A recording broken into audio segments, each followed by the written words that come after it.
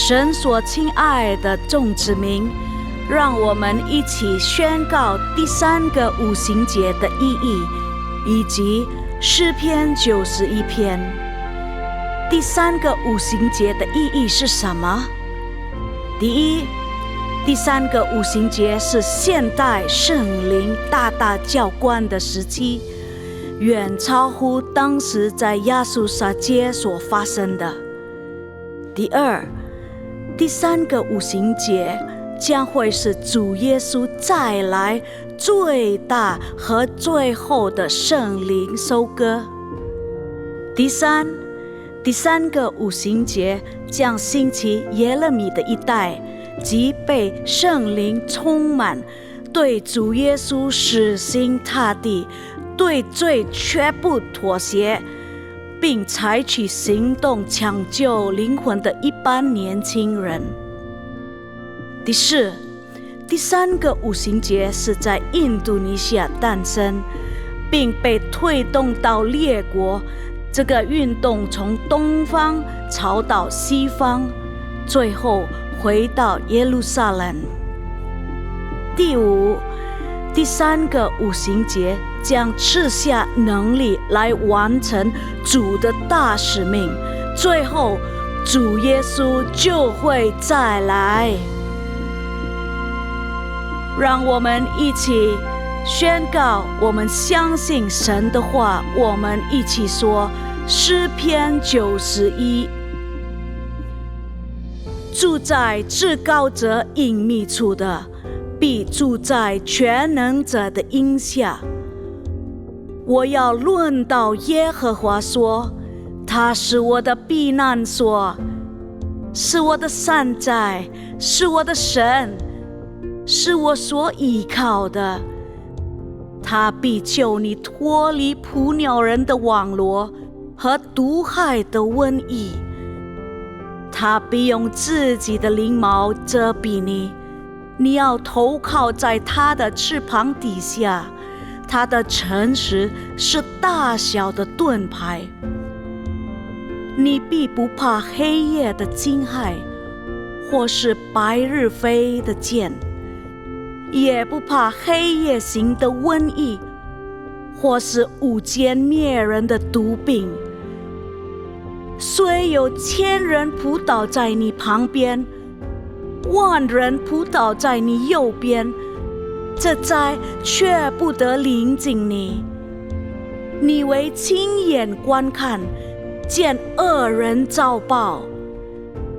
耶和华是我的避难所，你已将至高者当你的居所。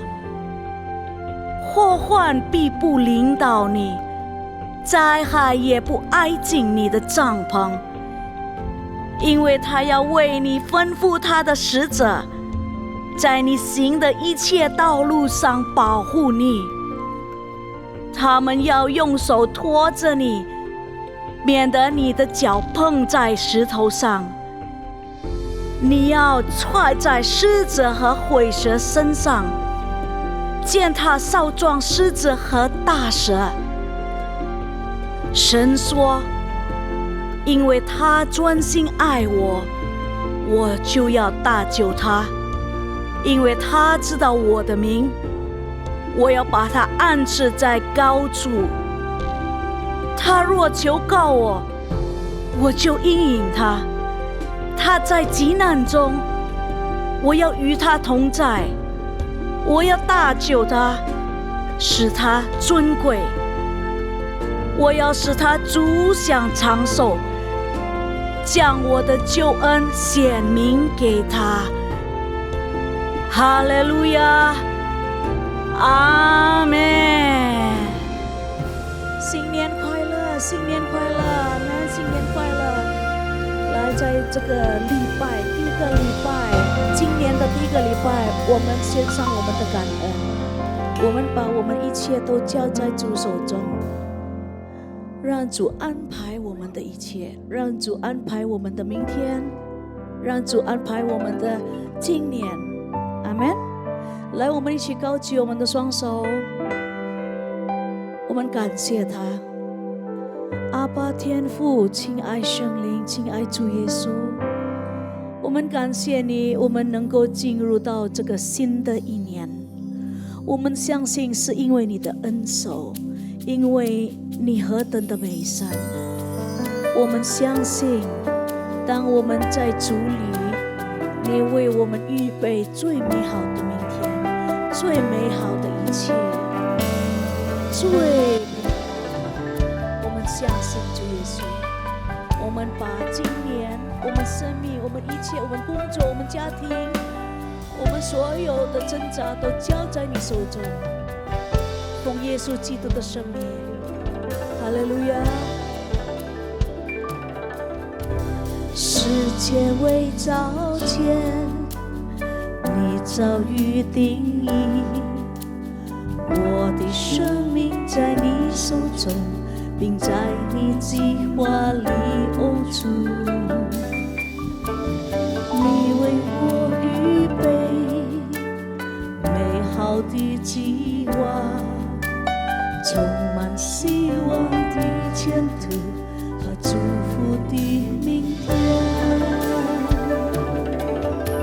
世界会造前，你早已定义，我的生命在你手中，并在你计划里住。你为我预备美好的计划，充满希望的前途和祝福的明天。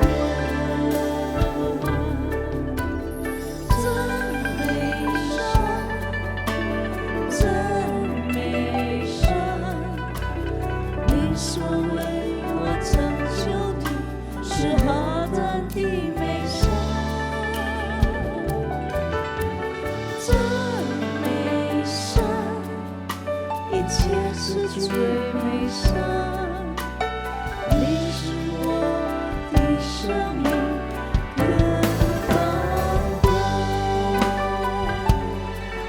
我们相信你使我们的生命更宝贵，更有意义，一切都美好。世界未造前，世界未造前，早已定义，我的生命在你手中，并在你计划里住。你为我预备美好的计划，充满希望的前途和祝福的明天。真美好。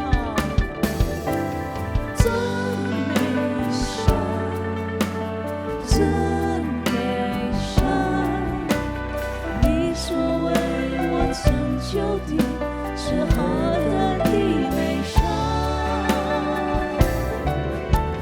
真美善，一切是最美善。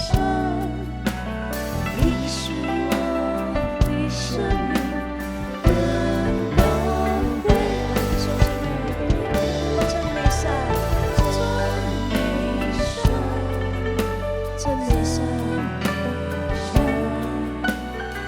所为我成就的是何等的美善，真美善，一切是最美善。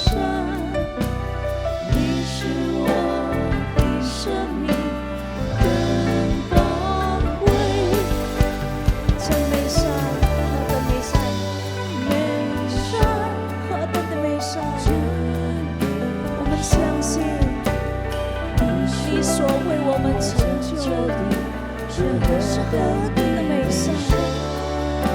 我们把今年都交在你手中，我们相信你为我们预备最美好的最美好的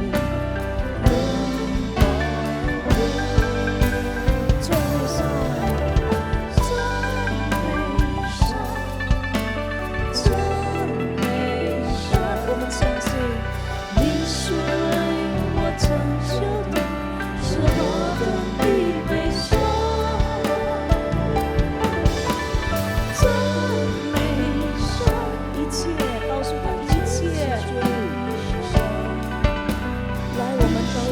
songso hati. Ini adalah doa kita kepada Tuhan. Kita angkat kedua tangan kita. 赞美神，赞美神，你所为我成就的是何等的美善。我们相信，赞美神，一切是最美善。你是我的神。再来一次告诉他，真美善，我们相信主耶稣。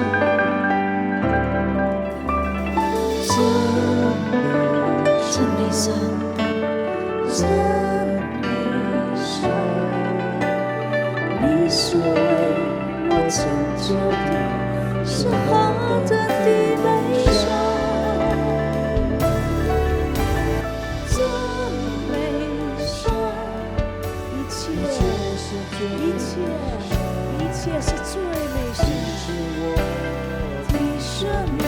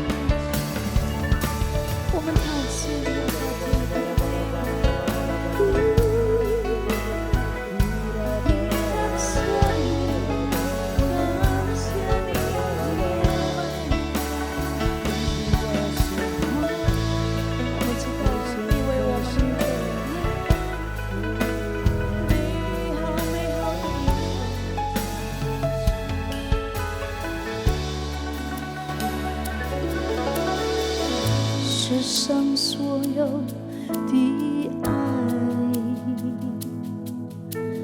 不能与主相比，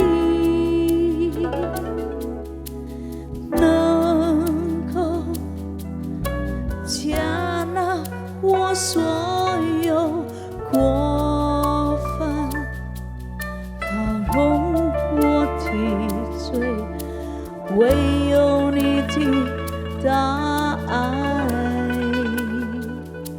耶稣。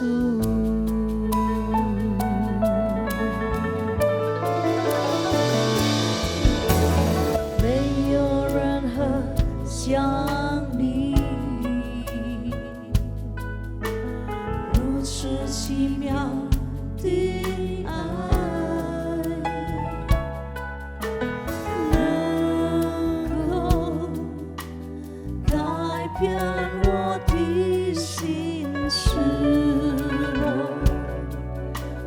找寻生命，唯有你的大爱，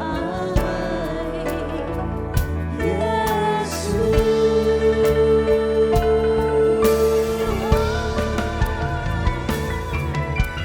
主，我心张扬，我灵歌唱，你是独一慈爱的神，直到如今，我全相信你是独一慈爱的主。我心张扬，我灵歌唱，你是独一慈爱的神，直到如今，我全相信你是独一慈爱的神。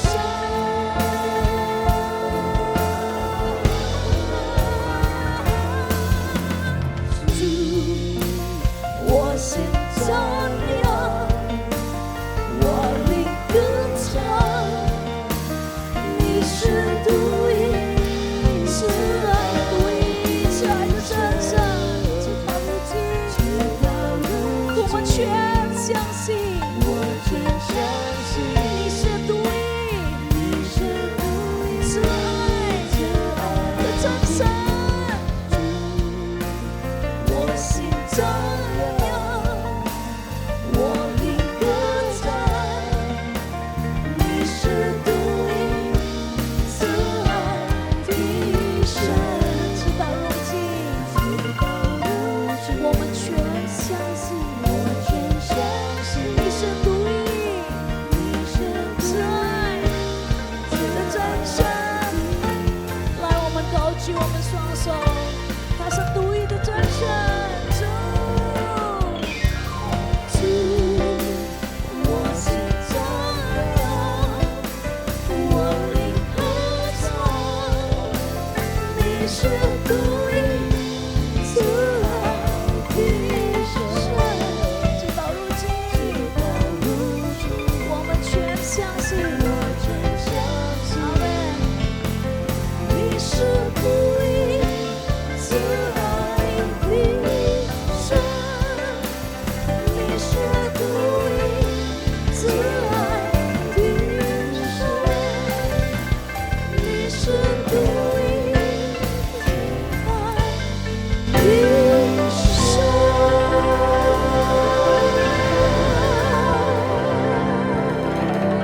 你是独一慈爱，独一爱我们的，独一赐给我们喜乐，赐给我们一切的恩典，赐给我们你的拯救。你是独一的真神，我们感谢赞美你，感谢赞美你，奉耶稣基督的圣名，哈利路亚，阿门。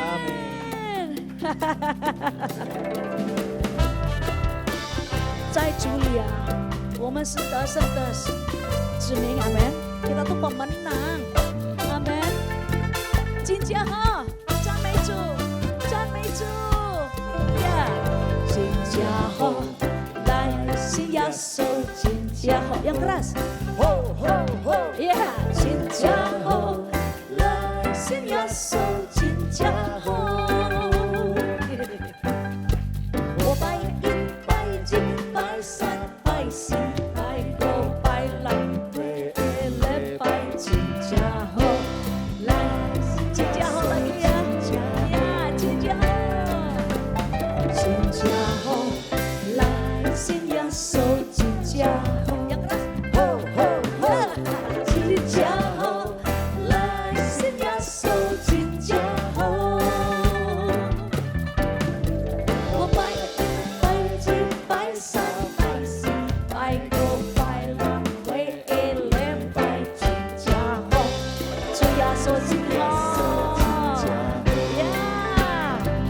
主呀，手机。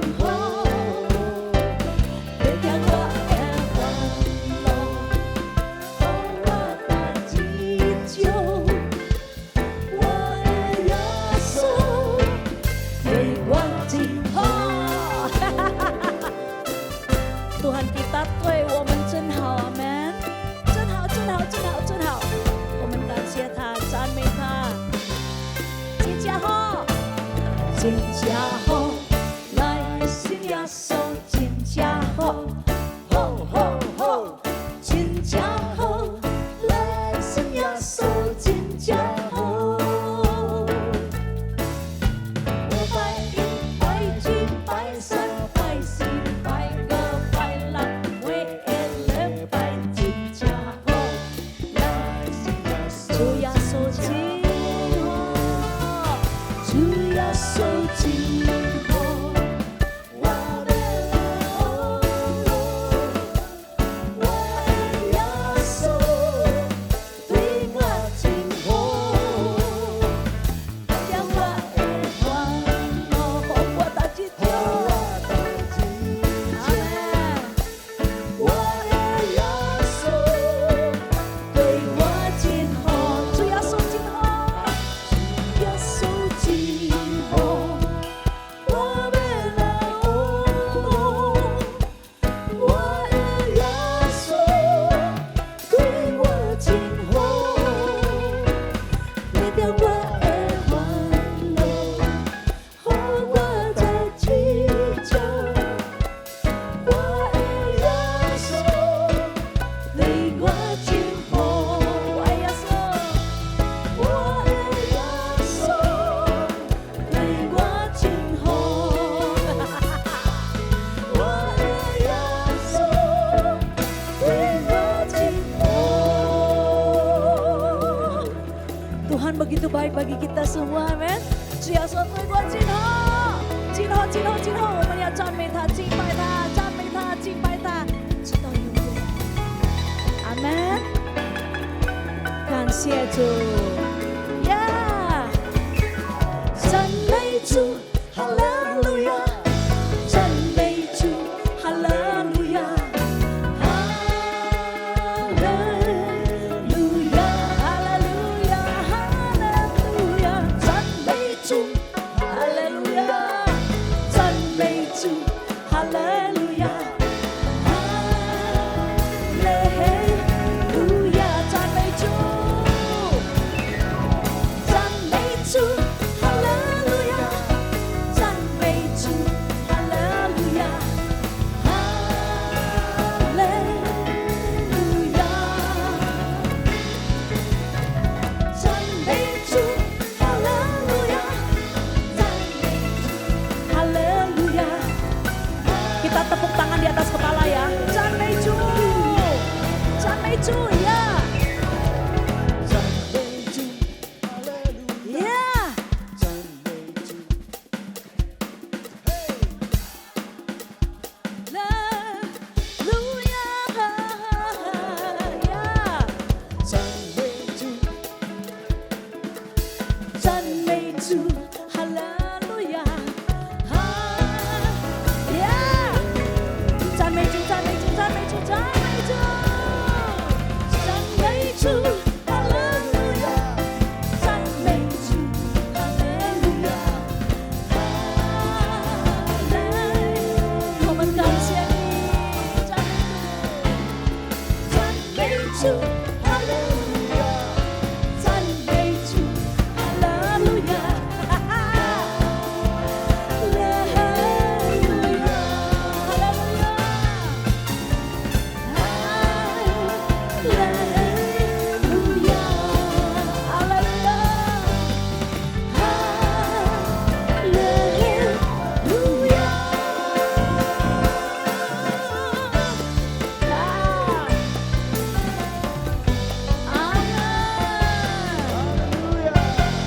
！Ingat ya, 今年ya, ingat tahun ini.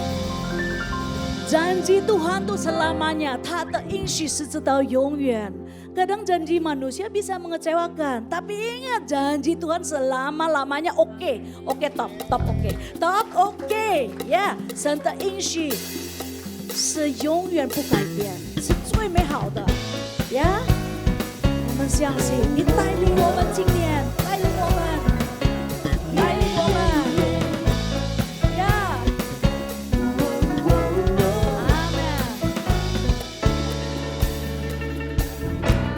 神的应许是眼睛未曾看见，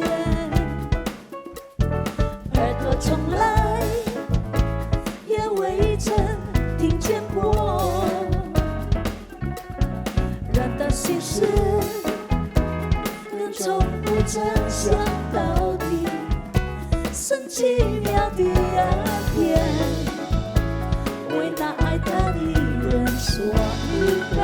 sekali lagi ya， 神的应许，是眼睛未曾看见，耳朵从来也未曾听见过，何况是人的心事，人的心事，更从不曾想到底，神奇妙的恩典，为那爱他的人所预备。神的能力，神的能力永无限量，他凡事都能做，心在静在永在自主，他权柄永远不改变。神的能力永无限量，他凡事都能做，心在静在永在自主，他权柄。还有呀，神的能力，我们相信呀，能力永无限量，他凡事都能习在静在永在，他权柄永远不改变。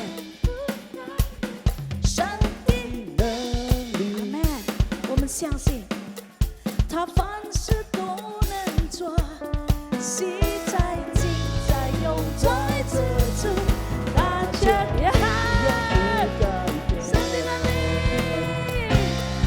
神的能力永无限量，他凡事都能做，习在静。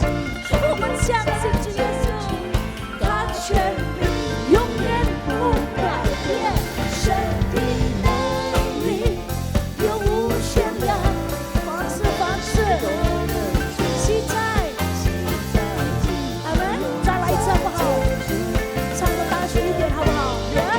神的能力，神的能力永无限量，他凡事都能做，习在静在永在自主，他权柄永远不改变。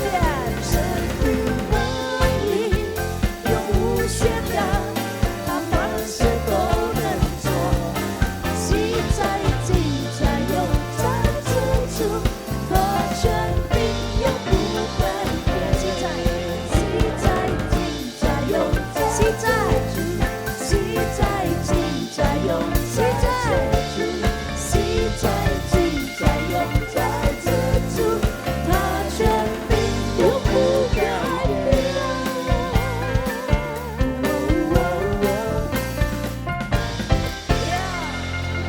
哈利路亚！弟兄姐妹们，我们已经进入了2026年，我们大家同心说，2026年是大使命之年，2026年是大使命之年，2026年是大使命之年。感谢你，我们的天父，我们为印度尼西亚国家祷告，印度尼西亚和平，印度尼西亚和平。祝福我们的总统 Presiden Prabowo 和副总统 Bapak Gibran。印尼总统是爱这个国家、爱这里的百姓的总统，愿神赐给他们数天的智慧来决定各方面的政治。总统、政府、领袖和官员们，求主赐给他们智慧，为了印尼国家所采取的每一项决定是按照上帝的旨意。印度尼西亚这个千岛之国充满主的荣耀，我们求主耶稣经济复兴，印度尼西亚的经济复兴，治安稳定，国家繁荣强盛。我们也呼求平安临到印尼，求主减少印度尼西亚的天灾人祸，复苏印尼的经济，使印尼各方面繁荣强盛。我们也祝福我们的总主任杨东宝牧师，求主圣灵恩膏，借助他的仆人，在这末世的时代，创就更多的灵魂来归向主。求上帝祝福他的健康、他的家人并他的牧养事工，使他继续使用成为第3个无形界的使者，来完全主耶稣基督的大使命。我们也祝福我们的蔡家都主实验室医生牧师长，求圣灵赐福他敏锐的领知和启示，使他有健康的身体和力量。愿主利用他，使他高级传扬主的生命，成为医生和牧养，借着传福音，使更多灵魂归向主耶稣。求上帝祝福他的健康，并他的家人。愿他的妻子奥利菲亚师母、儿女和女婿们，让上帝成为他和家人的盾牌和帮助。愿你在这个督主的子民，在这个督主的子民都配得在主面前。阿们。我们也求上帝在这个督主兴起耶利米一代、耶利米世代的青年，能兴起复兴起来，使他们有敬畏之心，保持先行者，保持圣洁。求主圣灵恩膏他们，让他们大大被主使用。耶利米一代的青年既被圣灵充满，对罪绝不妥协，并采取行动，创救灵魂的一般年轻人。我们祷告是奉靠主耶稣的名，阿们。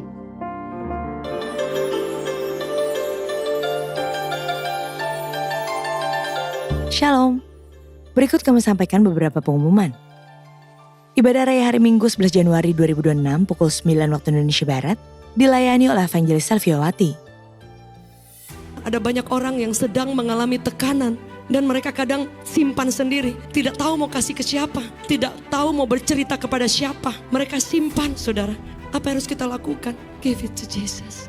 Kasih kepada Yesus dan biarkan dia mengangkat kita. Kita kolaps, kita jatuh, kita ada di lembah yang paling dalam, tapi kemudian kuasa yang dahsyat itu menghidupkan Anda kembali.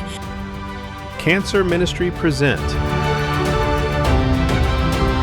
Make the best of a difficult situations. Memanfaatkan situasi sulit sebaik mungkin. Bersama Pastor Jacqueline Selose dan kesaksian dari Andika Hartawan, Lymphoma Survivor. Sabtu, 17 Januari 2026, pukul 10.30. Bertempat di Ruang Safir, Integrity Convention Center, Mall MJK, lantai 9, Kemayoran, Jakarta Pusat.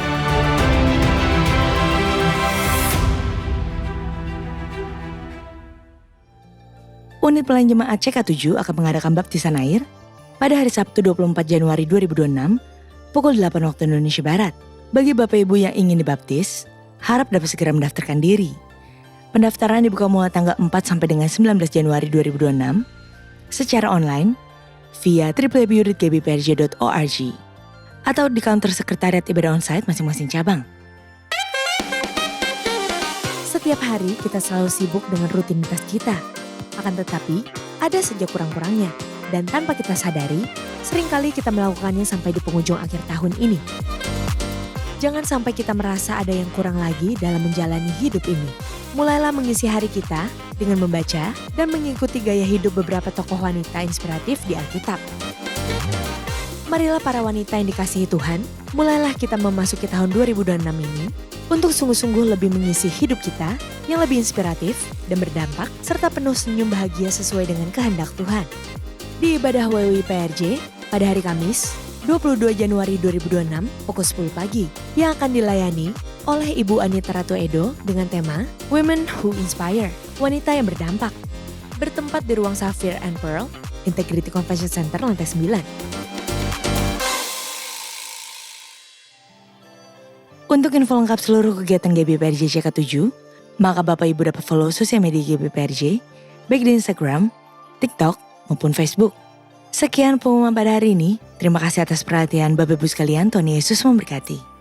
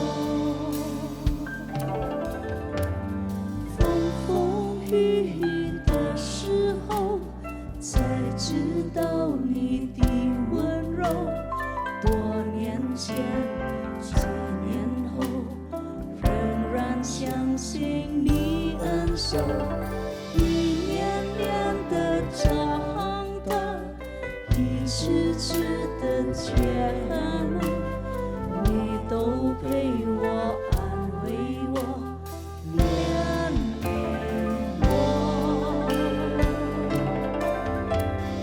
你说会陪我走过春夏秋冬，等我引导我，保护我，依靠耶和华的人，什么也不怕，依靠耶和华，一个不撇下。你说会陪我走过春夏秋冬，等我，引导我，保护我，依靠耶和华的人，什么我也不怕，依靠耶和华，一个不撇下。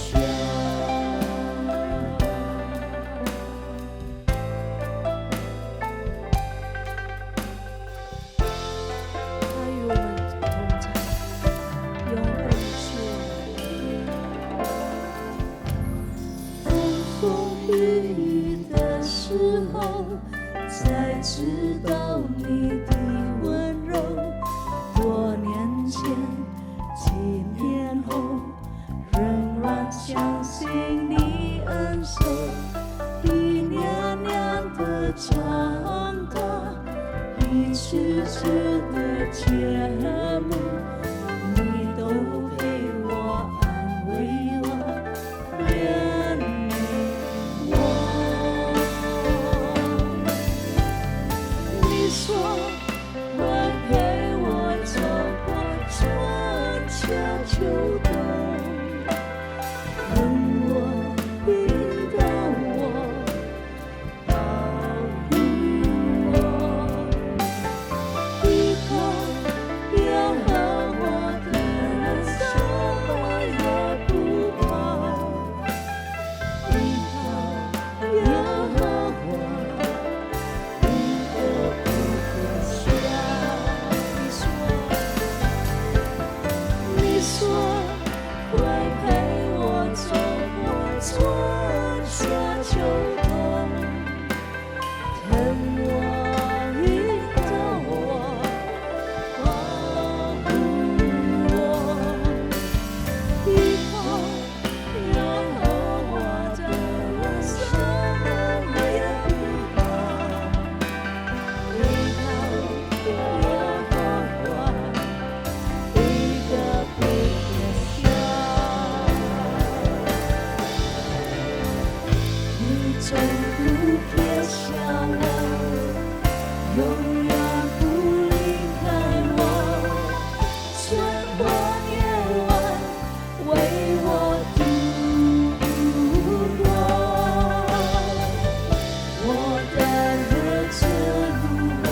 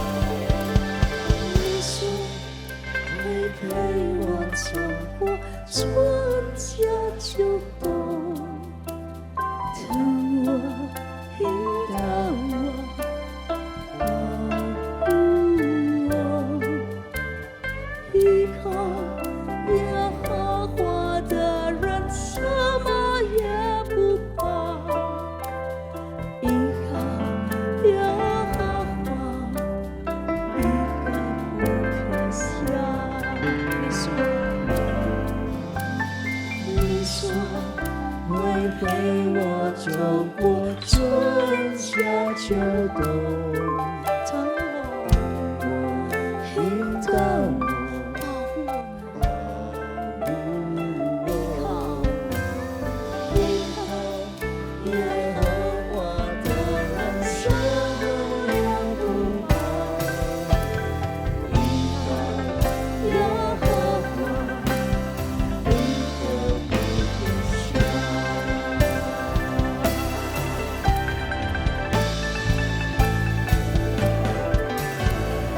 你说会陪我走过春夏秋冬，疼我，引导我，保护我，依靠耶和华的人生也不怕，依靠耶和华。一个不停下，依靠耶和华，一个不停下，依靠耶和华，一个不停下。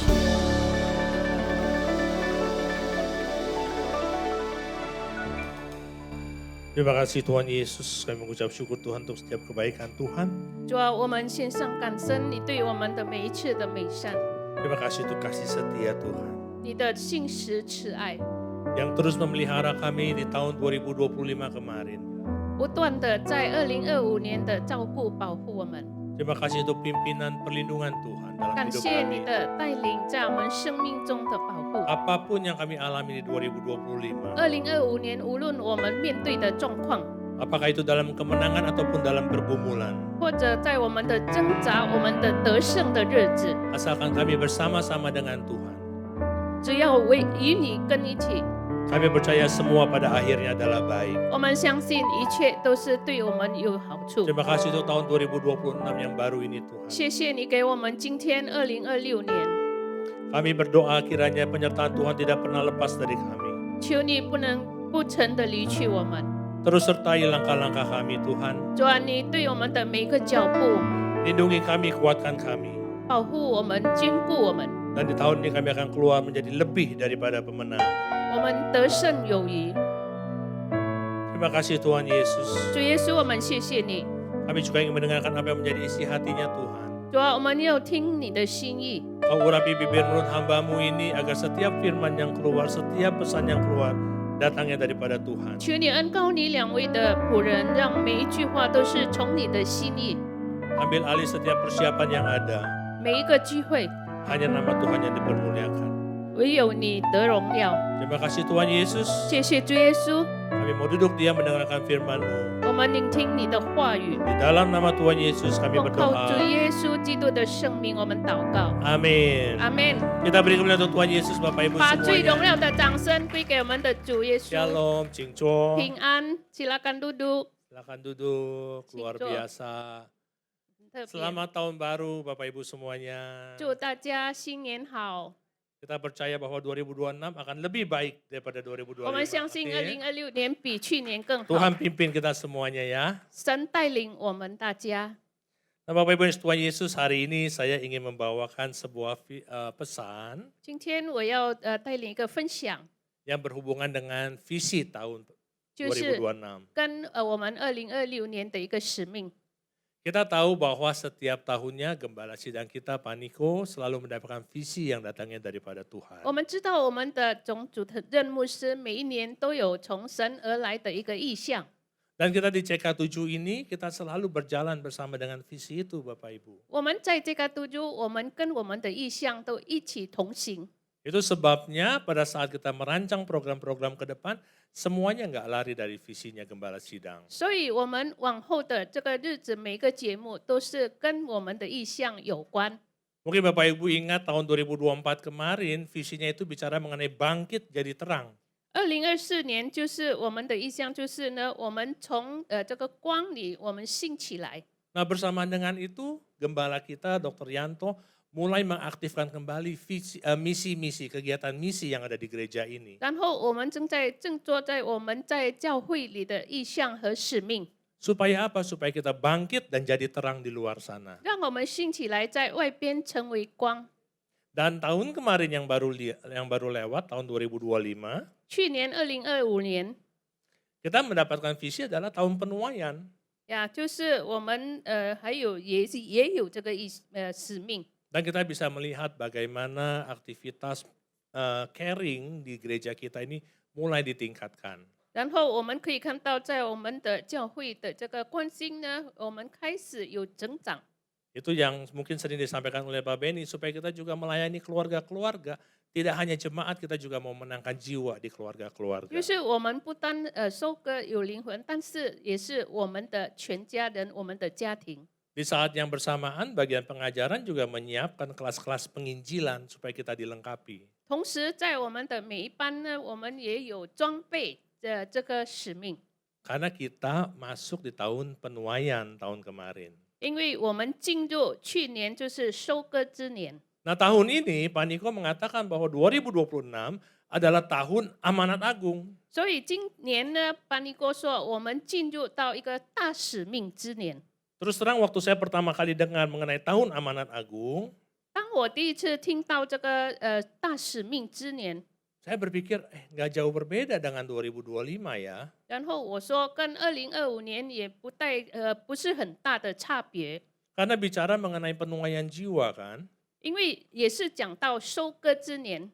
Tapi pada saat kita renungkan mengenai visi ini, 但是当我们思考这个使命， bicara mengenai amanat agung itu jauh berbeda dengan penuaian. 讲到这个大使命呢，就是跟收割之年就是离很远。 Penuaian itu hanya menjadi satu bagian dari amanat agung. 收割只不过大使命的小部分。 Karena pada saat kita bicara mengenai tahun amanat agung, 当我们讲到大使命， kita bicara mengenai pergi dan jadikan semua bangsa muridku. 我们是讲到要去使万民做我的门徒， Jadi penekanannya adalah di pemuritan. 所以强调到使他们做门徒。 Dan ini adalah sesuatu yang rindu bagi kami semua Bapak Ibu. 所以讲到我们大家就是有一颗渴慕的心， Tidak hanya melihat Bapak Ibu sebagai jemaat yang aktif datang setiap hari Minggu, 我们只不过看到你们每一个周日来上教堂， tapi Bapak Ibu juga menjadi bagian dari kelompok-kelompok kecil yang kami sebut namanya KUL. 但是你们也成为这个小组的那个部分。 Karena pemuritan itu adanya di KUL nanti. 因为做门徒当门徒在这个小组里边， Kita hari Minggu hanya celebrate, hanya merayakan ya. 我们周日只不过来敬拜崇拜， Kita sama-sama memuji, menyembah Tuhan, kita sama-sama mendengarkan firman Tuhan. 我们一起来聆听赞美上帝。 Tapi pada saat kita masuk di dalam KUL, 可是当我们进入这个小组， baru di sana kita bahas mengenai firman Tuhan lebih dalam lagi. 我们才能够更深的思考上帝的话语。 Amin. 阿门。 Siapa yang udah masuk KUL? 有是谁已经 lumayan, 在小 lumayan, 组里 ya. 面啊？ Yang belum masuk KUL 还不 boleh 错 mulai bergabung dengan KUL 呀 ya. 还没有进入参加的，我们也是要开始参加了， Supaya kita terus bertumbuh Bapak Ibu. 让我们不断的成长。 Nah bukan suatu kebetulan kemarin pada saat saya dengar khotbahnya Pak Niko pada tanggal 1 Januari. 也不是一个偶然。当这个周日这个一年1月1日，我听到班尼哥正道， Nah Pak Niko berkata bahwa di tahun amanat agung ini ada konsepnya, ada formulanya. 这个他说呢，在这个2026年有一个计划。 Pak Niko mengambil satu formula yang dari seorang hamba besar namanya Rick Warren. 我们的主任牧师就是从 Rick Warren 华里克来他的里面。 Jadi di dalam amanat agung ini ada 5 tahapan Bapak Ibu. 所以在这个大使命有5个步骤。 Yang pertama, 第一， nah dia beri nama peace ya, P-E-A-C ini bahasa Inggris yang artinya damai. 这个是从英文，我们华文是说平安。 Nah, yang pertama, P yang pertama itu namanya pass on the good news. Kita harus memberitakan kabar baik. 第一点呢，就是我们要传扬好消息。Yang kedua bicara mengenai equip disciples, lalu memperlengkapi para murid. 然后第二点就是装备门徒， Ini yang kita lakukan di Kulkul. 这就是我们在小组里面所做的。 Yang ketiga, A-nya itu alleviate suffering, artinya kita mengurangi kesenjangan, kita mengurangi kesulitan, ya kita berdampak bagi masyarakat. 第三点呢，就是我们解除他们的痛苦负担，所以我们对他们有这个影响。 Yang keempat, C itu continually praying, ya kita untuk terus berdoa. 第四呢，我们不住地祷告。 Dan puji syukur kepada Tuhan, yang keempat bicara mengenai ya penanaman gereja-gereja. 第四点呢，就是感谢主，就是讲到建立的新教会。 Nah hari ini sebelum kita masuk ke step-step yang berikutnya, saya mau bicara yang pertama dulu Bapak Ibu. 今天我先讲第一点， Kita mau bicara mengenai pass on the good news. 第一点呢就是传扬好消息。 Tapi pertanyaannya, 好消息nya apa? Good news-nya apa? 问题是这个好消息是什么？ Kita selalu bilang, good news-nya kita adalah kita sudah diselamatkan. Tapi apa maksud diselamatkan? 我们常常说好消息就是我们已经得救，但是呢，得救是什么意思？ Ada satu kisah Bapak Ibu. 有一个故事 Saya pernah sekali sampaikan di sini, tapi saya ulang sedikit. 呀，我已经讲过，但是我还要讲。 Ini cerita mengenai seorang artis, seorang pelukis. 讲到一位画家， Dan pelukis itu begitu terkenal, hasil karyanya disukai banyak orang. 这个画家很出名，所以他的作品呢被很多人所喜欢。 Tapi satu hari dia mulai mengingat-ingat masa kecilnya. 有一天呢，他开始想起他小时候， Dan dia kangen dengan kampung halamannya. 而且他很渴慕想到他的家乡， Jadi dia bikin rencana, lalu dia tentukan tanggal dia mau pulang kampung tanggal sekian. 所以他做了一个计划，然后决定要回家乡。 Di tanggal yang ditentukan dia pulang ke kampungnya. 决定了那个日期，他就回家乡。 Nah, dia jalan di jalan-jalan kota yang biasa dia jalani.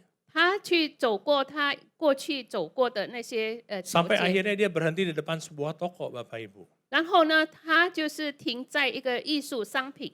Dan di toko ini dia lihat ke dalam karena toko ini adalah tempat di mana dia membeli alat lukis dia yang pertama. 因为在这个商店呢，他第一次买他的话剧在那边。 Pada saat dia lihat melalui etalasenya, dia lihat ada satu gambar yang saya kenal nih. 然后呢，他看到他非常的认识的一个图画。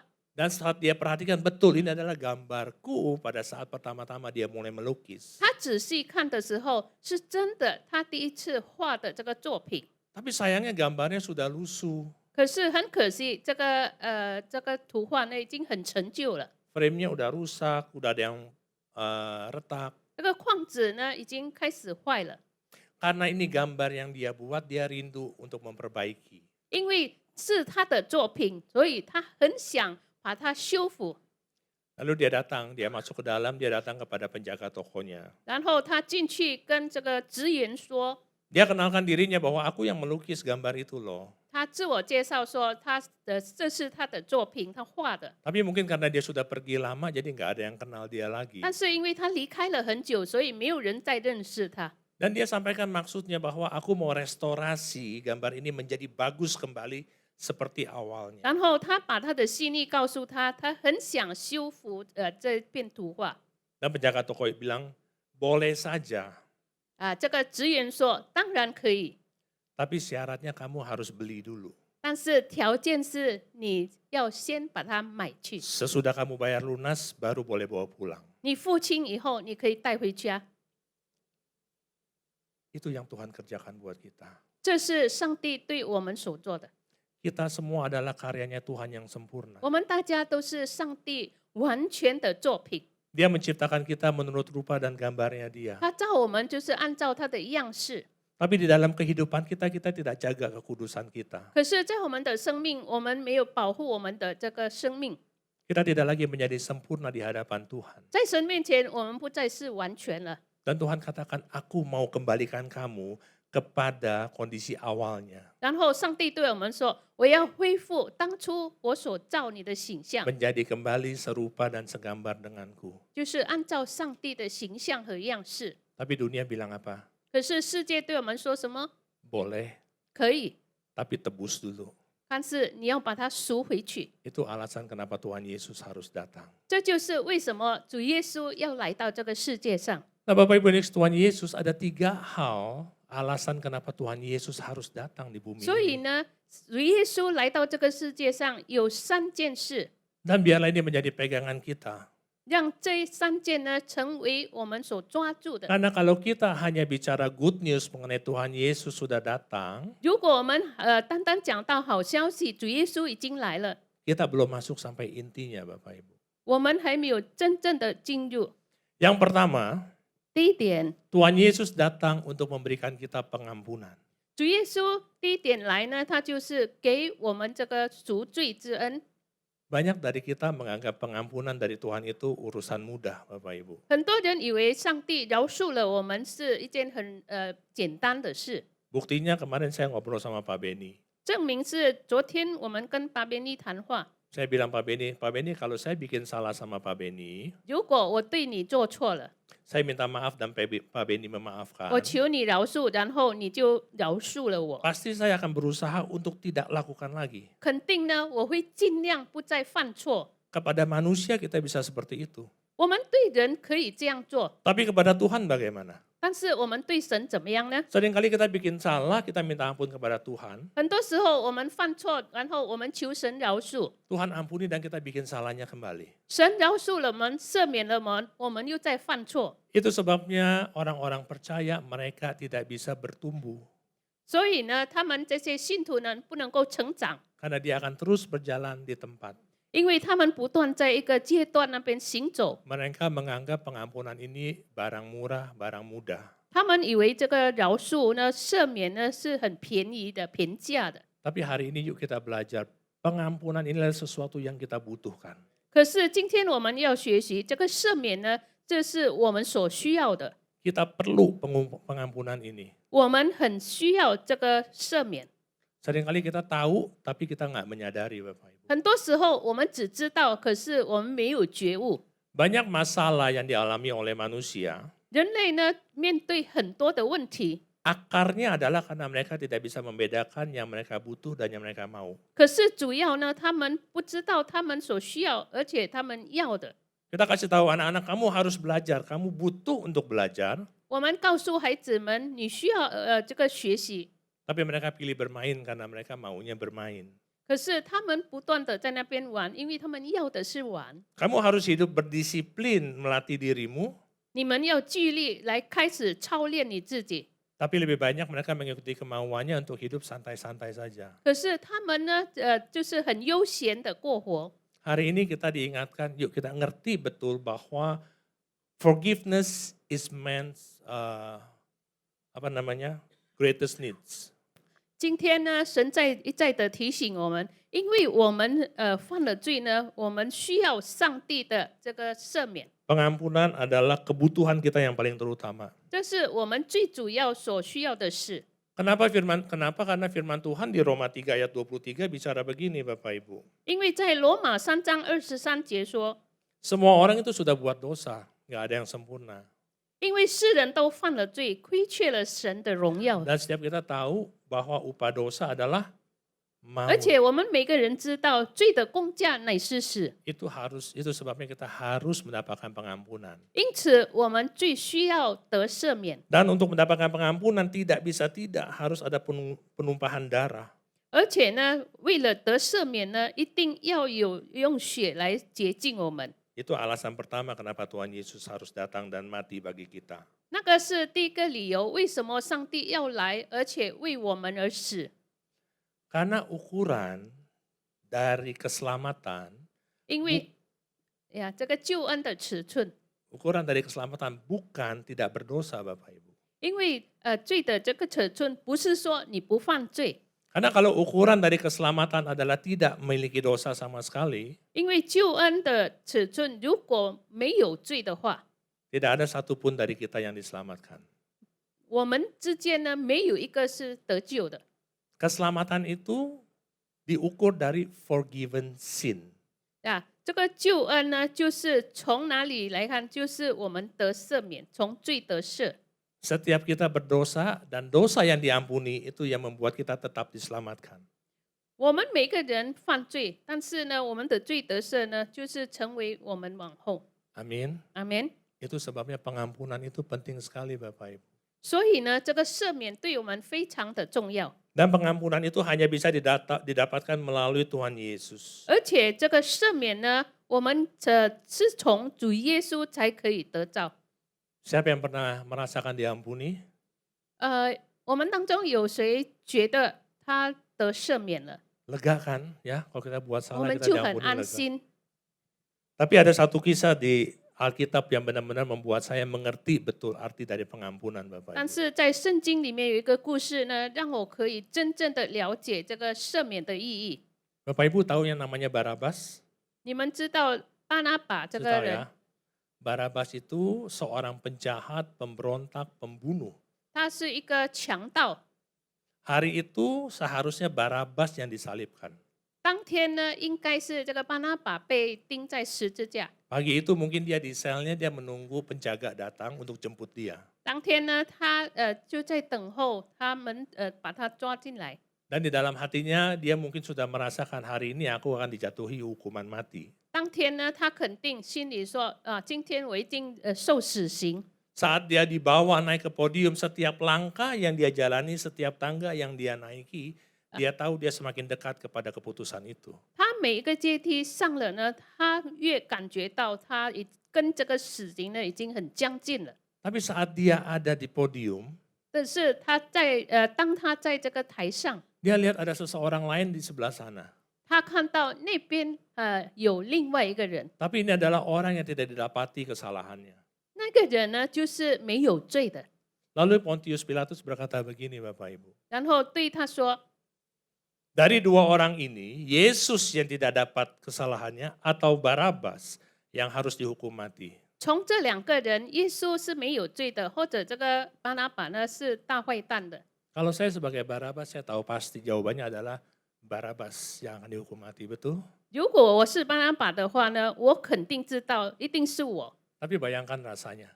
可是我们可以想到， Saat itu dia berdiri 那时候他站起来， dan dia dengar semua orang berteriak. 然后他看到那边很多众人在大喊叫， Salibkan Yesus, bebaskan Barabas. 把耶稣钉死，然后解放这个巴拿巴。 Dia yang harusnya hari itu terima hukuman mati, 当天他是应该受死刑的， tapi dia menjadi orang yang mendapat kesempatan yang kedua. 可是他成为一个得解放的人。 Kenapa bisa begitu? 为什么会这样呢？ Karena ada pribadi yang mau mengambil hukumannya. 因为他要想把这个死刑代替。 Ada pribadi yang mau mati bagi dia. 另外有一个人要为他而死， Ada pribadi yang mau menggantikan posisi dia. 另外还有一个人要代替他的这个死刑， Itulah pengampunan. 那就是赦免。 Kita semua mendapatkan kesempatan yang kedua. Amin. 我们大家都得着这第二次的机会。 Memasuki 2026 ini, yuk kita jangan take it lightly, jangan menganggap ringan yang namanya pengampunan itu. 进入这新的一年，我们不要轻看这个赦免。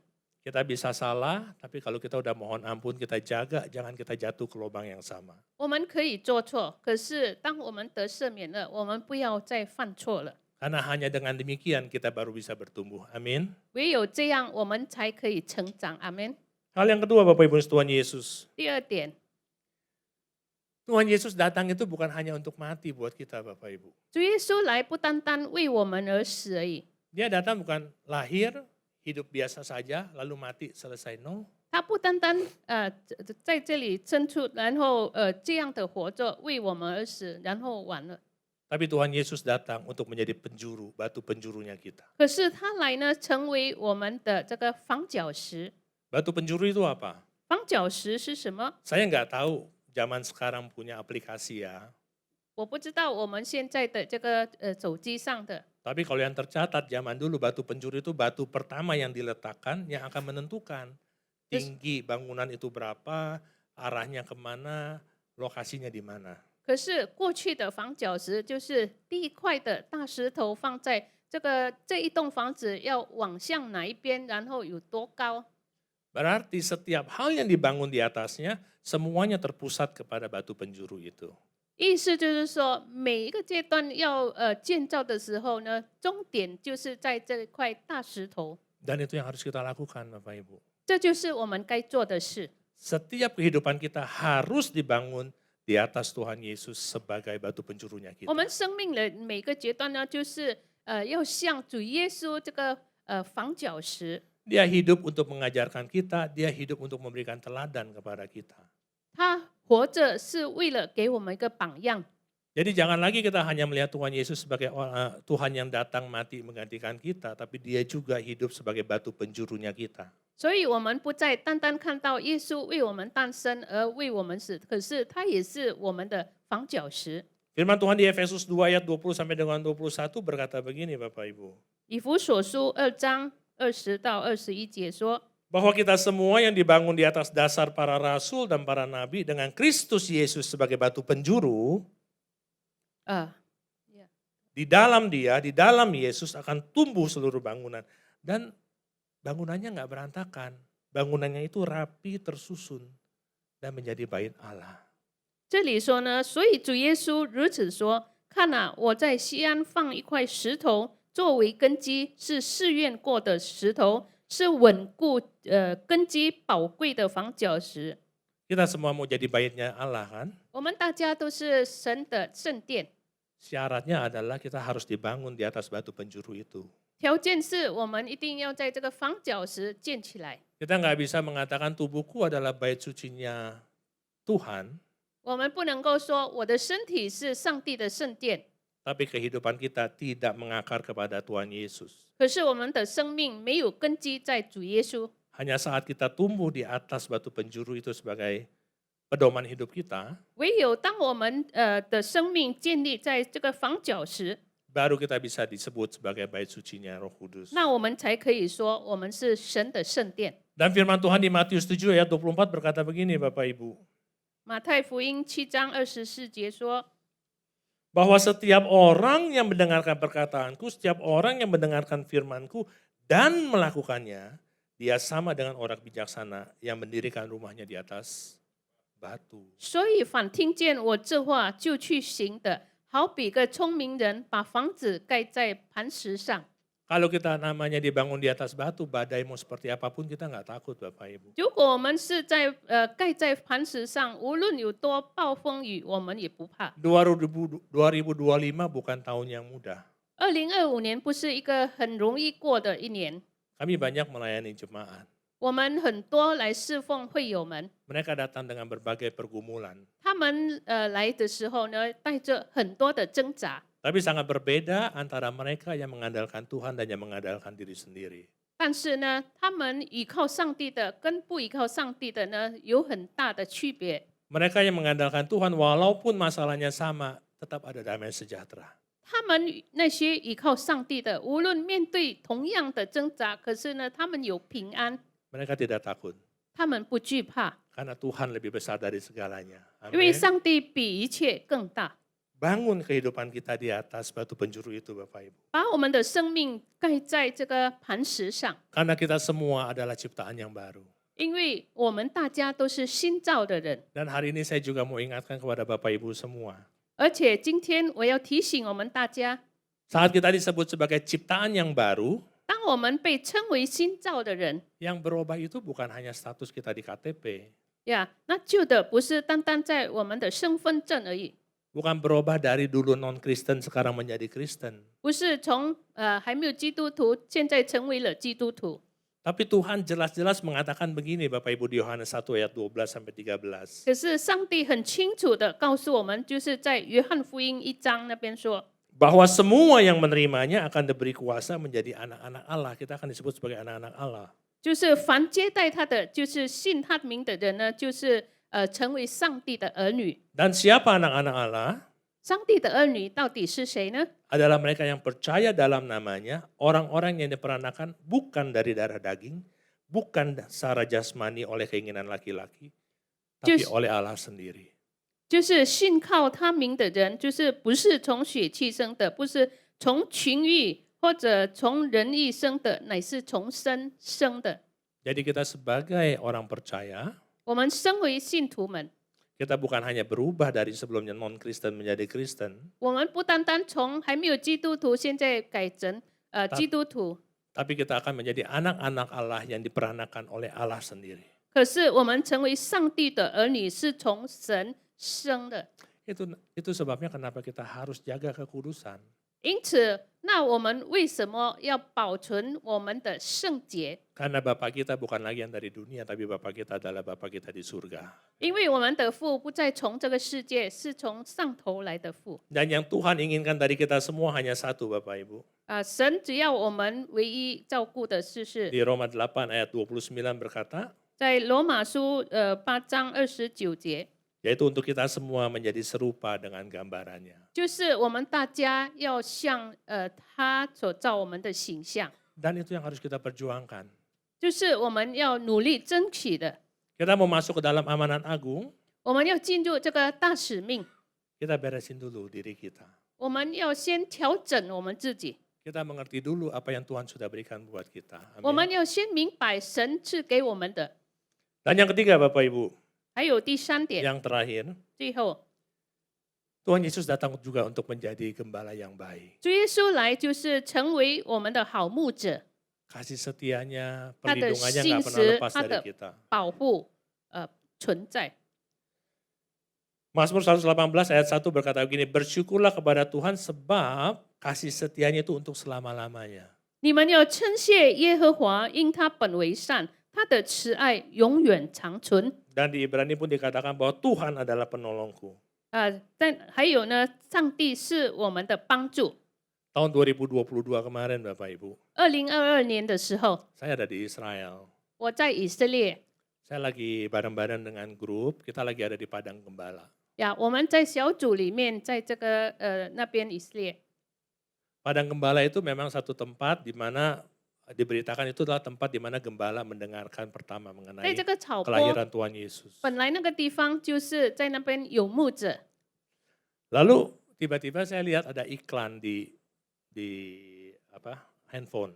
突然间我在手机看到有这个在那边广告， Ini iklannya dari industri otomotif. 就是从在汽车方面。 Iklannya ini cerita mengenai ada produk dari China yang memberikan garansi 10 juta kilometer terhadap mobilnya. Atau 1 juta kilometer atau 10 tahun terhadap mobilnya. 这个广告是讲到从中国造的这个汽车呢，他们有这个引擎保固是100万这个公里。 Saya pikir, wah luar biasa ya. Biasanya kalau kita lihat garansi kan biasanya 50.000, 100.000, itu paling maksimal 120.000. 哇，这 Tapi ini 1 juta kilometer. 呀，这个很特别，因为一般就是5万或者10万的这个公里，可是这个是100万公里的保障。 Lalu sehabis saya baca ini, kita mau masuk ibadah, kita baca Mazmur 23. 然后呢，我看了这个广告，我们要进入崇拜，我们读这个圣经诗篇23章 Kita。baca yuk Mazmur 23 ayat 2 sampai 4. 我们看诗篇23章第2到第4节。 Tuhan adalah gembalaku, takkan kekurangan aku. Ia membaringkan aku di padang berumput hijau. Ia membimbing aku ke air yang tenang. Ia menyegarkan jiwaku. Ia menuntun aku di jalan yang benar oleh karena namanya. Sekalipun aku berjalan dalam lembah kekelaman, gak takut sebab Tuhan besertaku. 耶和华是我的牧者，我必不知缺乏。他使我躺卧在青草地上，领我在可安歇的水边。他使我的灵魂苏醒，为自己的名引导我走义路。我虽然行过死荫的幽谷，也不怕遭害，因为你与我同在。 Saya baca itu Bapak Ibu, saya nangis. 我读了以后，我哭了， Karena saya menyadari betul, 因为我真正的觉悟到， dunia boleh bikin produk sampai 1 juta kilometer garansinya. 呀，世界可以出这个产品100万的这个保证， Tapi Tuhan menggaransi hidup kita seumur hidupnya. 可是上帝保证我们，保障我们的一生。 Dia tidak hanya memberikan kita kehidupan yang baru, 他不单单给我们新生命， tapi dia sebagai gembala yang baik, dia tetap menjaga kita terus. 可是他身为一个好牧者，他仍然照顾我们。 Pertanyaannya begini ya Bapak Ibu. 问题是这样： mobil yang 1 juta kilometer digaransi, 这个汽车呢有100万的公里的保证。 kalau dia nggak pernah ke bengkel, kalau rusak ya rusak. 如果你没有去过这个修车房呢，你仍然也是坏。 Kita yang digaransi Tuhan seumur hidup kita, 上帝保证我们的一生。 kalau kita nggak pernah datang kepada Tuhan, 若是我们没有来到神面前， bagaimana Tuhan mau campur tangan dalam hidup kita? 然后神怎么样在我们的生命动工呢？ Amin. 阿门。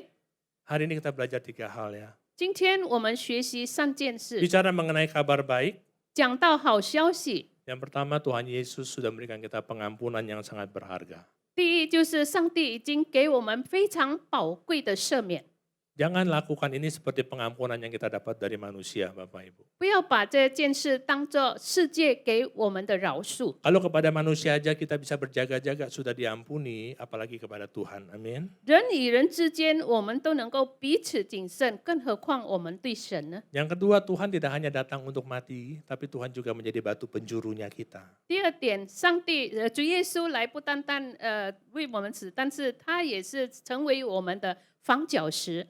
Yuk setiap kita jadi pelaku firman. 我们要遵行他的话。 Dan yang terakhir, ingat Tuhan adalah gembala yang baik. 第三，我们要记住，他是我们的好牧者， Dia memelihara kita. 他照顾保护我们， Dia memberikan kita lifetime maintenance, lifetime warranty. 他给我们终身的保证。 Perkaranya kita mau nggak datang kepada dia. 问题是我们要不要亲近他？ Sebagai penutup, saya ingin Bapak Ibu untuk kita nonton satu klip pendek aja, sekitar 2 menit. 呀，我们要看一段的短片。 Klip ini adalah video pidato dari Rick Warren tahun lalu 就 di 是 Oral Roberts University. 呀，去年这个华里克牧师，他的这个他所讲的， Dalam bahasa Inggris nanti saya jelasin sesudahnya. Yuk boleh multimedia bantu. You were made in the image of God. God is love, and He gave you the ability to love Him and to be loved back.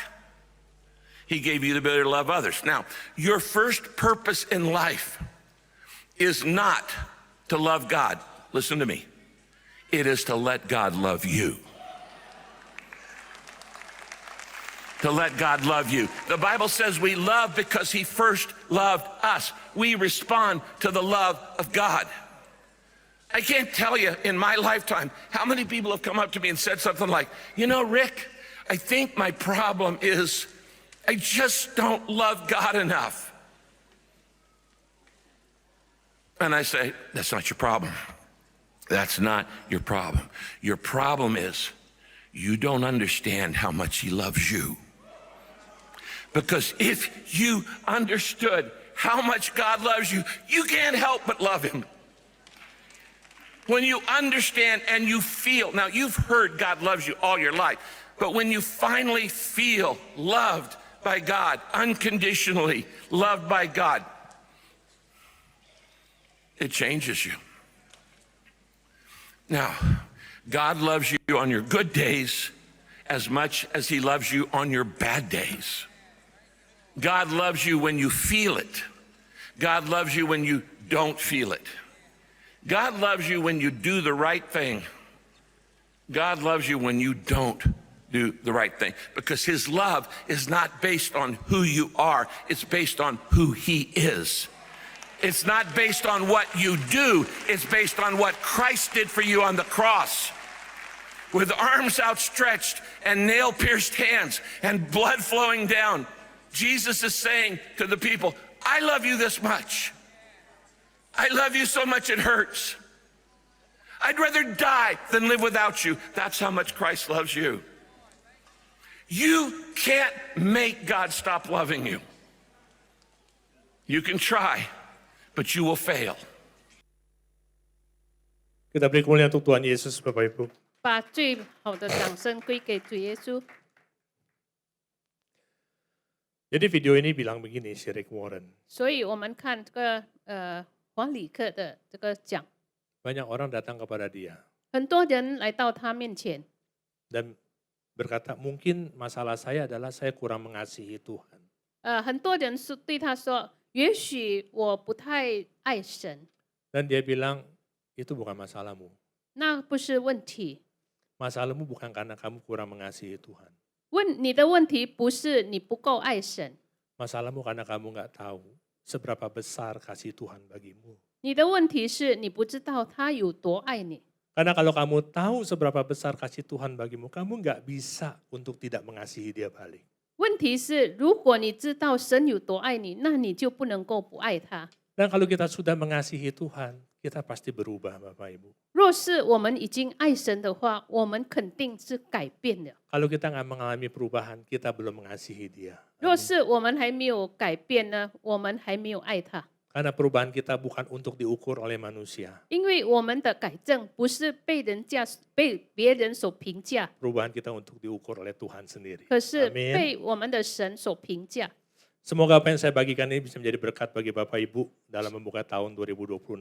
希望这分享可以成为你们的祝福，在这2026年，掌声归给我们的神。 Teman-teman PW, yuk boleh. Saya undang untuk bangkit berdiri Bapak Ibu. 请我们大家站立起 Kita 来。 nyanyikan satu lagu, lalu sesudah itu kita akan masuk dalam perjamuan kudus. 我们先唱一首诗歌，然后我们进入圣餐。 Ini Ingwun Ke ya, nah, lagu Inggris ya. Betul ya? 英文歌曲， Intinya untuk bilang bahwa kita ada di sini semua hanya oleh karena Tuhan. 我在这里是因为你的恩典。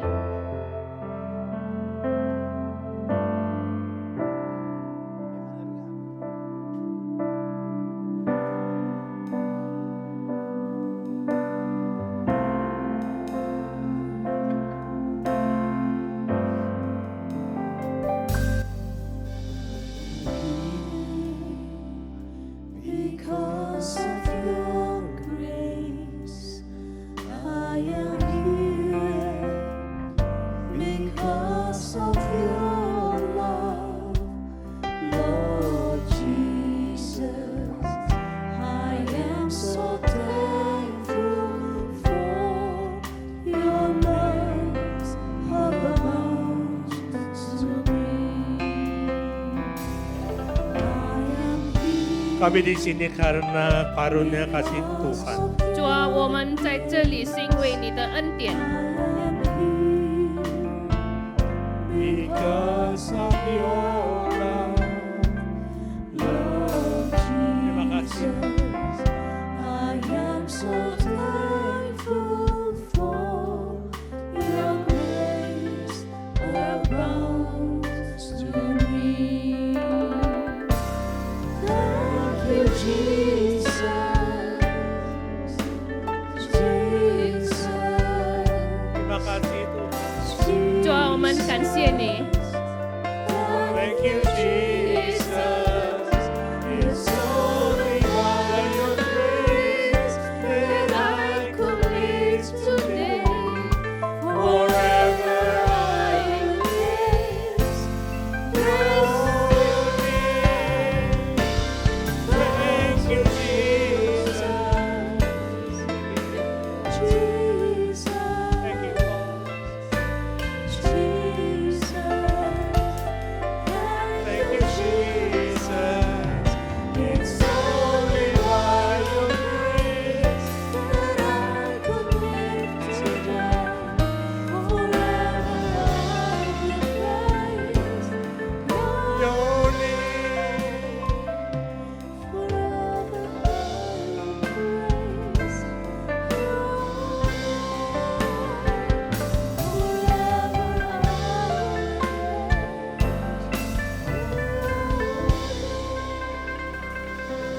Terima kasih Tuhan.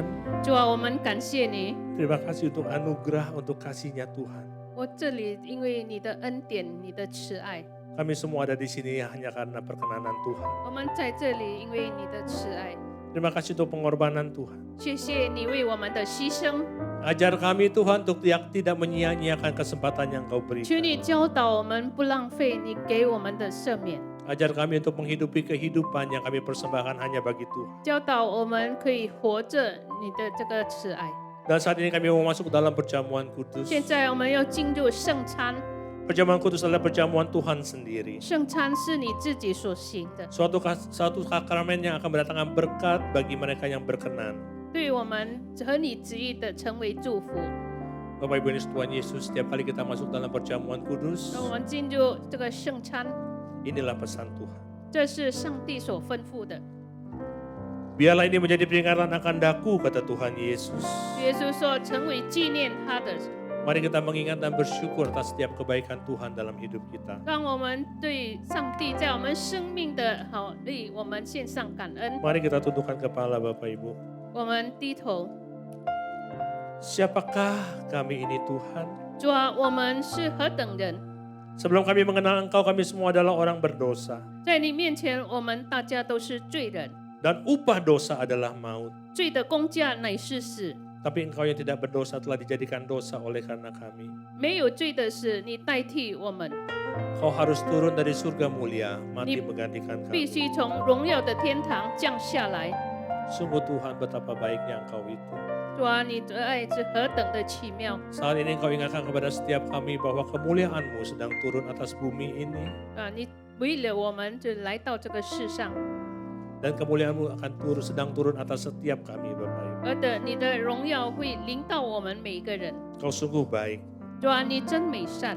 Tuhan mau memberkati saudara dan saya melalui perjamuan kudus ini. 借着圣餐，神要祝福我们大家， Tapi Tuhan mau kita makan dan minum dengan cara yang benar. 但是我们有适当的方式来喝。 Kalau ada hal-hal yang kita lakukan yang tidak berkenan bagi Tuhan, 没有按神旨意的人， yuk kita sungguh-sungguh mohon ampun di hadapan Tuhan. 我们真心求神饶恕赦免我们。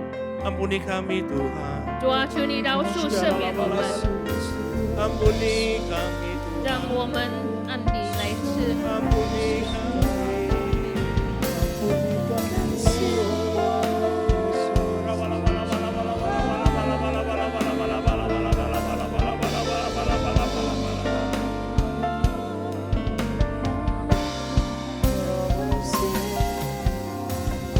Ampuni kami Tuhan Yesus. 感谢主， Layakan kami. 让我们配得。 Berkati jemaat-Mu, berkati pelayan-Mu. 求你祝福所有的， Kami akan masuk dalam perjamuan kudus dengan hati penuh ucapan syukur. 唯有奉靠主耶稣的名，我们向上 Dalam 感 nama 恩。 Tuhan Yesus kami 奉 berdoa. 主的耶稣，我们吃。 Perjamuan kudus yang diperuntukkan bagi mereka yang sudah percaya. Kalau ada anak-anak 12 tahun ke bawah belum boleh terima perjamuan kudus. 唯 Ya 有 Bapak. 信主的人才可以参与这个圣餐。 Bapak Ibu sudah ada semuanya. 我们大家有得着了吗？ Yang kita siapkan roti kita. 我们来预备我们的心。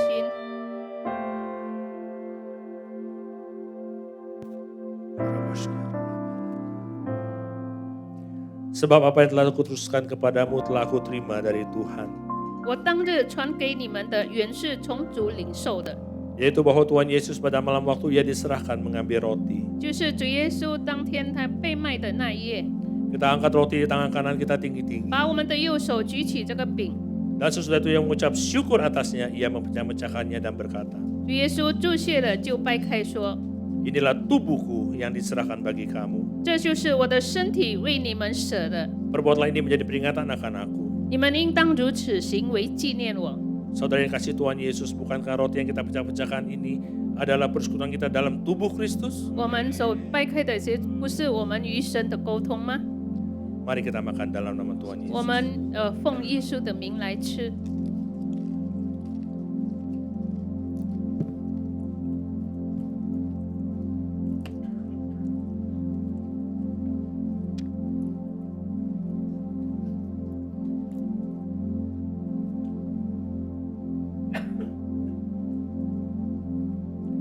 Kita angkat cawan di tangan kanan kita tinggi-tinggi. 右手举起这个杯， Demikian juga ia mengambil cawan sesudah makan lalu berkata, 耶稣举起杯说 Cawan inilah perjanjian baru yang dimeteraikan oleh darahku. 就是我的宝血所立的新约。 Perbuatlah ini setiap kali kamu meminumnya menjadi peringatan akan aku. 你们每逢喝的时候，要如此行，为的是纪念我。 Saudara yang kasih Tuhan Yesus. 主内弟兄姊妹， Bukankah cawan pengucapan syukur yang atasnya kita ucapan syukur Itu- adalah persekutuan kita dengan darah Kristus? 这是我们举起的杯，我们与主沟通。Mari kita minum dalam nama Tuhan 我们 Yesus. 奉主耶稣的名来喝。 Mari kita ucapkan terima kasih. 我们献上感恩， Terima kasih Tuhan. 主，我们感谢你。 Terima kasih untuk 我们今天 pengorbanan. 我们可以参与这个圣餐， Terima kasih untuk 我们纪 kesempatan 念 yang 你 baru. 为我们死， Terima 你 kasih. 赦免我们所做的错误。我们还为我们还是放手，求你再一次主啊，求你的圣灵，使我们全力，使我们能力可以战胜这个罪恶。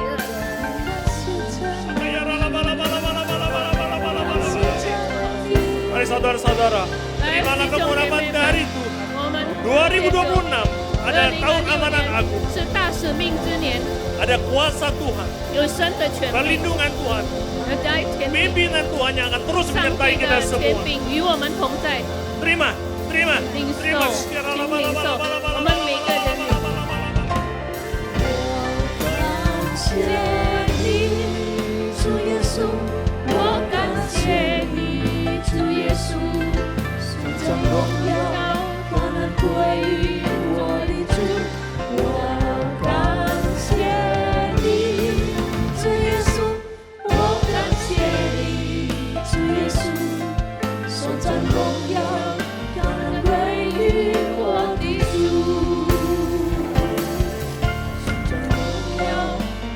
归于我的主，颂赞荣耀，他们归于我的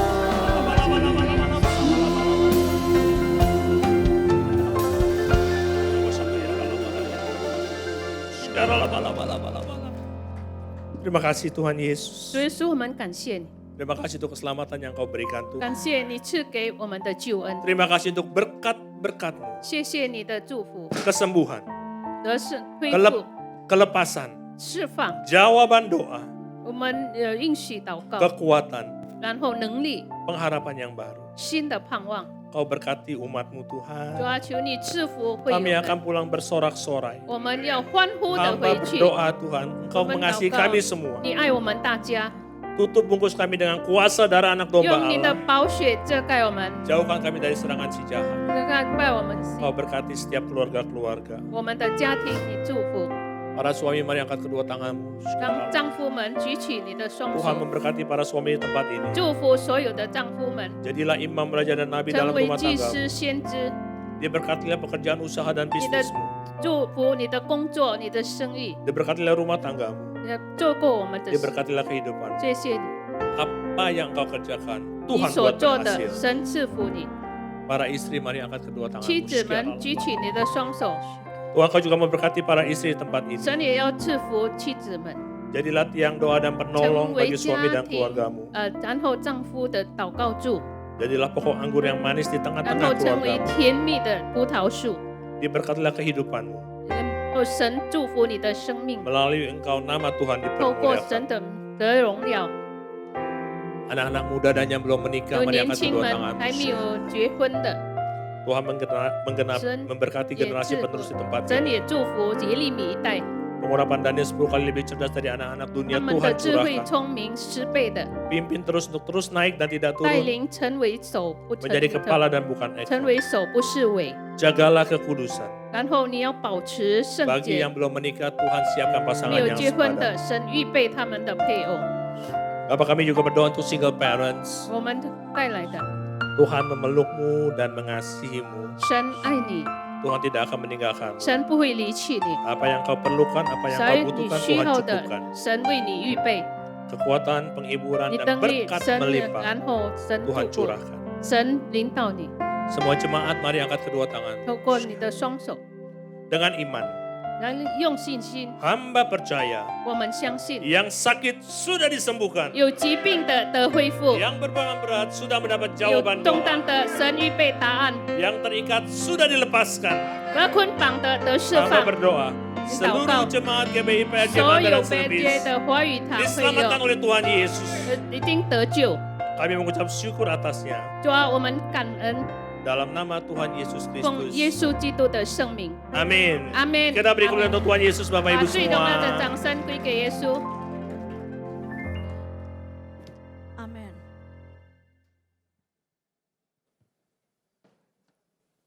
感谢主。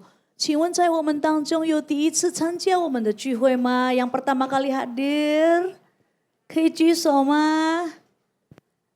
Iya,不是，你 artinya siapa kelipai kita mesti bawa ya, 亲戚朋友邻居， supaya kita sama-sama menikmati Tuhan， 享受神与我们同在，阿们。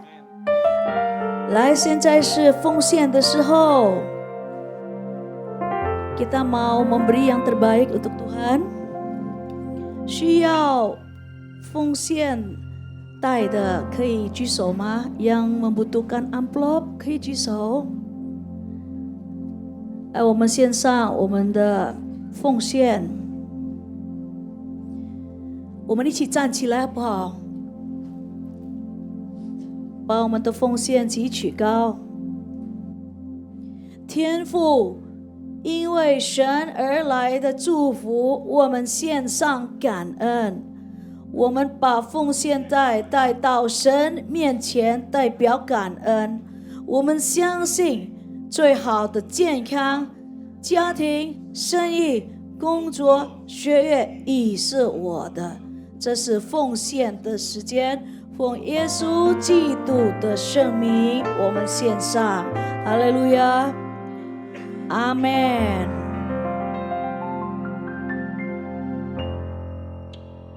哈利路亚！感谢我们的主，来，我们给我们的主最热烈的掌声！哈利路亚！ Terima kasih untuk Bapak Willy Santoso yang telah memberkati kami. Mengansia 主的仆人 Bapak Willy Santoso, Wakil Gembala PRJ CK7, PRJ telah memberkati kami. Tahun 2026 adalah tahun apa? Amanat Agung. 2026年是主耶稣的大使命之年。Amin. Yang mau katakan amin. Mari kita berdiri, kita akan berdoa penutup. Semua inti daripada Alkitab adalah karena begitu besar kasih Allah akan isi dunia ini. Karena begitu besar kasih Tuhan akan saudara saya, sehingga ia memberi yang terbaik. Yang terbaik yaitu Putra yang tunggal. Supaya setiap yang percaya, setiap yang percaya tidak binasa, tapi beroleh hidup kekal.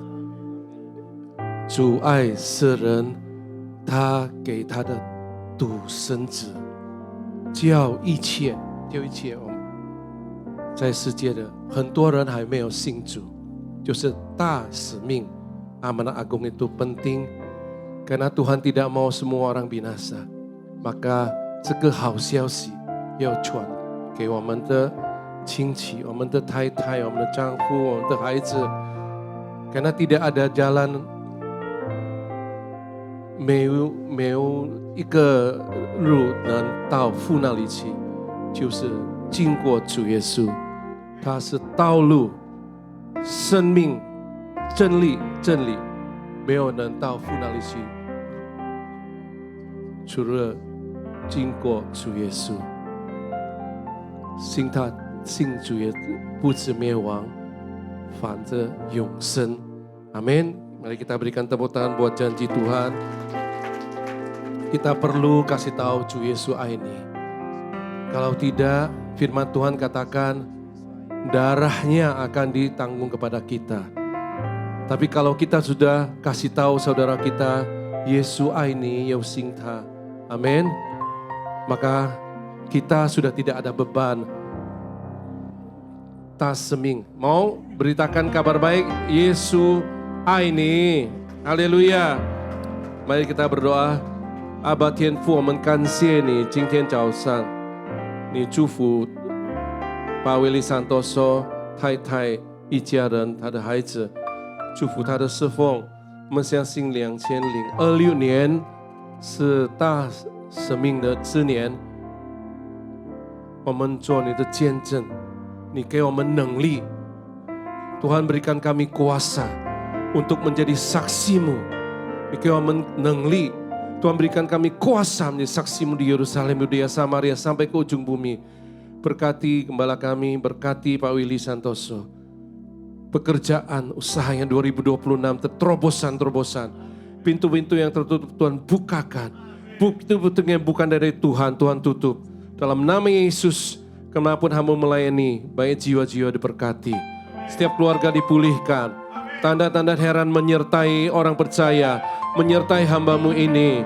Dalam nama Yesus Tuhan, berkati Ibu Sherly menerjemahkan suami dan keluarga semuanya menjadi berkat Tuhan. Biar tahun amanat agung ini menjadi tahun di mana kami menyaksikan jiwa-jiwa dibawa pada ke rumah-Mu Tuhan. Terima kasih. Sebelum kami kembali ke rumah kami masing-masing, kami menyiapkan hati menerima berkat daripada Engkau. Kau mencici osang so, lingso chung sangti fungfu de sufu, shikarama korea ramai narama. 愿耶和华赐福给你，保护你；愿耶和华使他的脸光照你，赐恩给你；愿耶和华使他的脸向你扬脸，赐你平安，领受从天父上帝丰富的恩典，通过他的独生者主耶稣基督与圣灵亲密的关系，从现在直到永永远远。巴拉达达，主耶稣在营中迎接我们所有人，我们所有人相信的一起都欢呼，阿门，阿门。主耶稣祝福大家，祝你新年快乐。 Shalom saudara, sebagai orang percaya, hidup kita harus senantiasa berbuah agar menjadi kesaksian untuk orang lain dan sebagai bukti dari hasil kerja Roh Kudus. Tema Voice of Pentecost hari ini adalah apakah orang Kristen pasti berbuah? Jadi, apa itu sebenarnya buah roh? Galatia 5 ayat 22-23 berkata, namun buah roh ialah kasih, sukacita, damai sejahtera, kesabaran, kemurahan, kebaikan, kesetiaan, kelemah lembutan, dan penguasaan diri. Tidak ada hukum yang menentang hal-hal itu. Kalau kita lihat secara biologi, buah adalah sesuatu yang dihasilkan oleh sebuah pohon sebagai bagian dari proses pertumbuhannya. Buah yang dihasilkan oleh sebuah pohon ditujukan untuk menyebarkan benih, dan proses tersebut bisa melalui berbagai macam cara. Benih tersebut bisa jatuh di tanah, terbawa oleh angin, dimakan oleh binatang atau manusia, dan seterusnya. Demikian juga dengan kehidupan orang Kristen. Hidup kita beberapa kali digambarkan seperti sebuah pohon. Kita ditanam, bertumbuh, lalu menghasilkan buah. Dalam konteks kekristenan, buah roh adalah sesuatu yang keluar dari kehidupan orang percaya setelah bertumbuh dalam Kristus. Dan pada akhirnya, buah tersebut ditujukan untuk menyebarkan benih firman Tuhan kepada semua orang. Ketika seseorang lahir baru dan mempunyai iman percaya kepada Yesus sebagai juru selamat, maka orang itu akan mengalami transformasi dalam kehidupannya yang dikerjakan oleh Roh Kudus, yaitu menghasilkan buah roh. Sebab, buah roh bukanlah sifat alamiah, melainkan karakter orang percaya yang diperbaharui karena melekat kepada Kristus. Dan ini merupakan sebuah tanda dari kedewasaan rohani. Sekarang kita akan membahas beberapa pertanyaan yang sering dibicarakan seputar buah roh. Pertanyaan pertama, apakah seseorang bisa menunjukkan nilai-nilai kebaikan tanpa pendiaman Roh Kudus? Untuk bisa berbuat baik, seseorang tidak harus mengenal Roh Kudus. Banyak orang dunia yang berbuat kebaikan, yang bahkan kadang terlihat seakan-akan lebih baik daripada orang percaya. Hal ini karena semua orang, dimanapun mereka berada, dan dari budaya atau keluarga apapun, bisa menerima dan menyetujui prinsip-prinsip buah roh. Namun, ada perbedaan yang mendasari prinsip-prinsip dari buah roh tersebut antara orang percaya dan orang dunia. Bagi orang percaya, prinsip-prinsip buah roh dilakukan untuk memuliakan Tuhan. Semua ditujukan untuk menyenangkan Dia, dan firman Tuhanlah yang menjadi standar untuk prinsip tersebut. Tetapi, untuk orang dunia yang hidupnya dikuasai oleh kedagingan dan tidak didiami serta dituntun oleh Roh Kudus, prinsip perbuatan baiknya hanya didasari oleh pemahaman orang itu sendiri dengan motif yang berbeda-beda. Pertanyaan yang kedua, apakah orang yang kelihatan berbahasa roh pasti menunjukkan buah roh dalam kehidupannya? Seseorang bisa saja berdoa dalam bahasa roh, tetapi masih hidup dalam kedagingan serta tidak menunjukkan tanda-tanda buah roh. Sebab dibutuhkan upaya oleh orang percaya supaya Roh Kudus senantiasa bekerja penuh, memimpin, dan membentuk karakter Kristus di dalam diri kita masing-masing. Sekali lagi, hal ini sama seperti sebuah pohon. Agar menghasilkan buah, maka pohon tersebut harus dirawat dan diberikan nutrisi supaya bisa bertumbuh dan menghasilkan buah, seperti yang tertulis dalam Mazmur 1 ayat 1-3. Jadi, berbahasa roh tidak menjamin bahwa buah roh ada dalam kehidupan seseorang. Pertanyaan yang ketiga, bagaimana caranya supaya bisa menghasilkan buah roh? Selain Roh Kudus mentransformasi hidup kita, kita pun harus melakukan bagian kita. Kita harus melakukan disiplin rohani seperti saat teduh, berdoa, berbahasa roh, merenungkan firman Tuhan, bersekutu dalam kul, ikut pelayanan, membantu orang percaya untuk dapat hidup dalam pimpinan Roh Kudus, dan memberikan pelajaran praktis, sehingga mereka dapat menghasilkan buah roh dalam kehidupan kita. Pertanyaan yang keempat, apa dampak buah roh dalam kehidupan orang percaya? Sama seperti buah yang berasal dari pohon, tidak dimakan dan dinikmati oleh pohonnya sendiri. Demikian juga halnya dengan buah roh. Buah roh yang dihasilkan oleh orang percaya ditujukan untuk membuat dampak kepada orang lain di sekitarnya. Rasul Paulus mengatakan bahwa orang yang menghasilkan buah adalah orang yang hidup sebagai anak-anak terang. Orang percaya yang menghasilkan buah roh pasti akan berdampak kepada orang lain di sekitarnya. Orang percaya dipanggil dan ditetapkan oleh Tuhan untuk menjadi terang yang dapat dilihat oleh orang lain. Jadi, tujuan akhir dari buah roh adalah supaya lebih banyak orang datang mengenal Yesus akibat kesaksian hidup kita. Mari kita mengambil keputusan untuk terus menjaga dan merawat kehidupan rohani kita supaya nanti pada waktunya hidup kita juga menghasilkan buah untuk kemuliaan Tuhan. Saudara, untuk penjelasan lebih lengkapnya dari tim teologi kami, jangan lupa buka link yang ada di atas atau scan QR Code yang tersedia. Tuhan Yesus memberkati.